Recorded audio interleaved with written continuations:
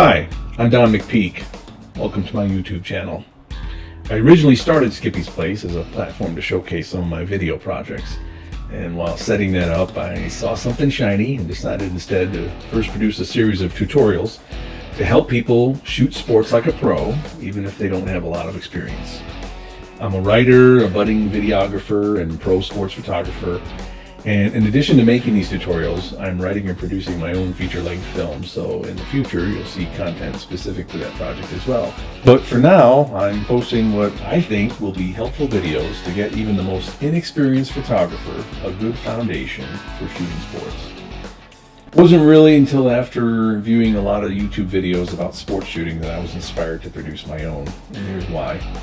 Much of the content that I've seen on YouTube about shooting sports is all about what gear you need, what settings to use, or some technical discussion that tells you really absolutely nothing about how to actually get great shots. Now, that's not to say the content around settings and gear isn't helpful. It absolutely is, and you definitely need to know that stuff, and I'll cover some of that. But much of the training I'm offering goes to the next level beyond the technical. What I'm teaching is how to get those shots. Honestly, the vast majority of these videos are produced by some talented shooters who do get some great shots, but some of their advice still comes from their perspective as being a non-pro shooter. And I believe in order to shoot like a pro, you have to think like or be taught by a pro. Frankly, some of their advice is not going to help you get better. You know, my grandmother managed a small town bank, and the way they trained tellers to recognize counterfeit bills was probably the exact opposite of how you think they might have done it. So rather than showing them how to spot counterfeits by showing counterfeit bills, they only showed the tellers what legal bills looked like, so they would recognize them when they saw them. And that's pretty much my approach. By using or showing you a series of examples to support what I'm teaching, your eye, your brain will actually better absorb what your shots might look like if you use the tips I give you. So I don't use photos that I've taken at well-lit NFL venues as examples. I actually show you the same types of images that I've taken on fields very similar to the ones you'll be shooting on, poorly lit high school fields, and then give you insight about how I took them and how you can too. I will actually train you to think like a pro shooter. And once you start thinking like a pro shooter, you have a much better chance of getting shots that look like a pro shooter's photos. Make sense? So whether you're an aspiring sports shooter, or a mom or dad with a camera, or somewhere in between, there's probably something here for you at my channel.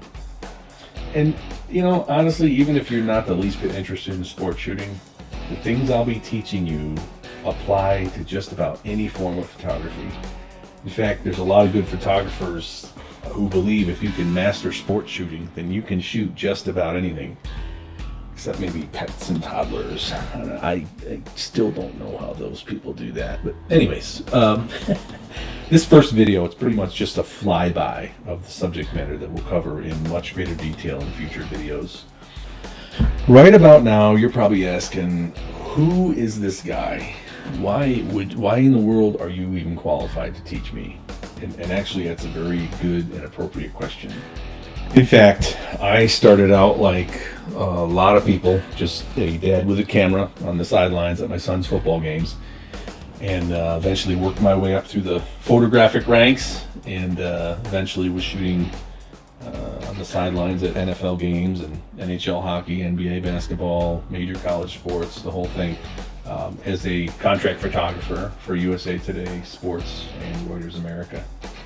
So over the years, I've had just the great fortune and frankly been greatly blessed to work with and learn from some of the very best sports photographers on the planet. And as a result, I've had over 10,000 photo publication credits, including dozens of shots in Sports Illustrated, cover shots on sports magazines, and literally thousands of photos in major newspapers and sports magazines around the country. So, you know, no one ever reads the little tiny print that's the photo credits, but you know, if you follow sports, you've probably seen my photos somewhere. So part of my mission today in producing these series of videos is to give back and to pay forward, I guess, some of the knowledge that was imparted to me by some of these sports photography pioneers who took the time to teach me their craft and their trade.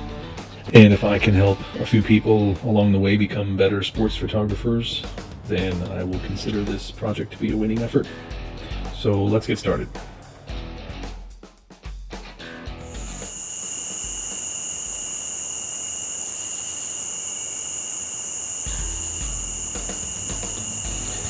Yep, I figured we better get this out of the way first. This is the part where most people run away screaming. We start talking about the gear and the investment that's required to become a good sports shooter. Now, the good news is the investment is far less significant than it used to be. The prosumer cameras that are available now for $700 at Walmart or Best Buy are better than the $6,000 camera bodies I was using just a few years ago.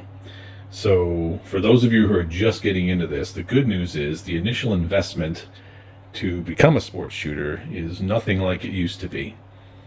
However, it's still substantially more than somebody who wants to just get into landscape shooting or just casual photography in daylight.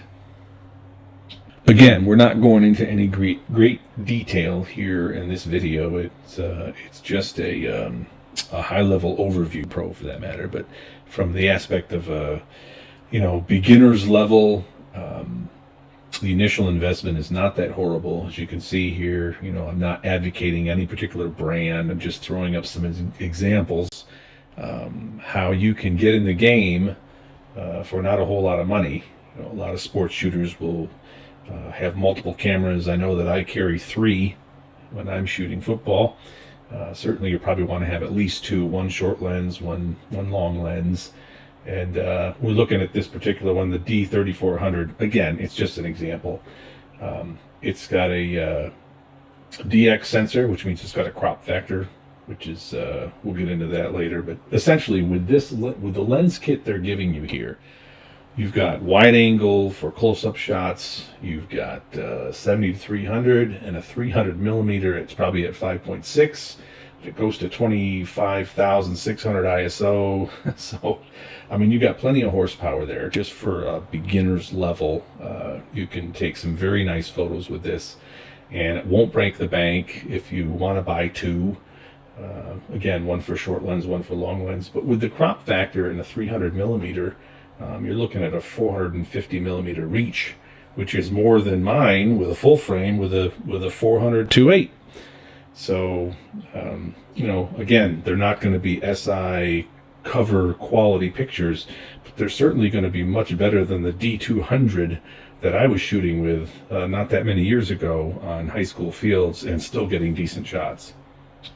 Of course, those are just table stakes just to get in the game. You can go up a step to for instance, a Nikon D500, where you can your ISO starts to go up. You have 50,000 plus. You can push it to 500,000. You can go up to the D5, which is a $6,500 camera body. Goes up to 2.5 million ISO or some crazy thing like that. So, there's a huge range of investment that you can make depending on the level of quality and the ISO values that you want. I mean, there's a number of factors that would just determine how much you could spend. And then, of course, on top of that is your lenses, or what we typically call glass, which in many cases can be more expensive than the camera bodies. I own lenses that sell for $10,000-$12,000. So there's a huge range, but again, the good news is if you're going to be shooting primarily high school recreational sports, especially if you're doing a lot of daytime shooting, your investment to get into this is not it's not big at all. So that's as far as the camera bodies go. Ideally, $600-$700 entry level. With that, you could probably get some kit lenses that will do a decent job. You move up to the next level, you're talking about $1,500 to $2,000 camera bodies, and then a commensurate level of expense for the lenses to go with it, which can be anywhere from $700-800 up to, $1,600-1,700 for a good 70 to 200 lens. So do your research, figure out where you want to be on that spectrum, and you could spend a bundle or spend very little. So the choice is yours. We can and will devote an entire video to just gear, which will include not just the body and the glass, but all the accessories that are essential to being a good sports photographer. Now, what I mean by accessories is, again, we'll get into great detail, but things like knee pads, a harness, a monopod, rain gear, your camera rain gear. All kinds of things that you probably haven't thought about that are essential and that you're going to need. So we'll cover that in a separate video, but let's move on to some other things. One of the things that's kind of messy about photography is that it's not completely an art, it's not completely a science, it's kind of a blend of the two. And I think all of photography is like that. And I think if you recognize that about sports photography, your photos will look a lot better, and they'll tend to reflect some of that artistry in the midst of the sports action or the environment that you're in, that will allow you to tell the story in a much better way. In spite of what you may think or have been told, there is an art to composing a sports photo. Many people don't recognize this, but things like background and lighting angles and the angle to your subject, and just incorporating the ambient environment into your shots is critically important. And it's oftentimes lost, I think, with many sports photographers who are just they're so focused on the action that they forget about the other elements that make up a very good sports photo. And that's one of the critical differences between an amateur sports photo and a photo taken by a pro. So one of the major differences is that the pro is always looking beyond the obvious. They're looking for that shot that completes the story. And as you could probably tell from the examples that I've already shown you, there's much more going on in a football game than just the game action. And if you think about the total time that the game is actually played, it's probably 10 minutes, maybe 15 minutes out of the 2 hours that you're there. And so if you're just concentrating on the game action, there's just so much more that you're missing in the environment around you.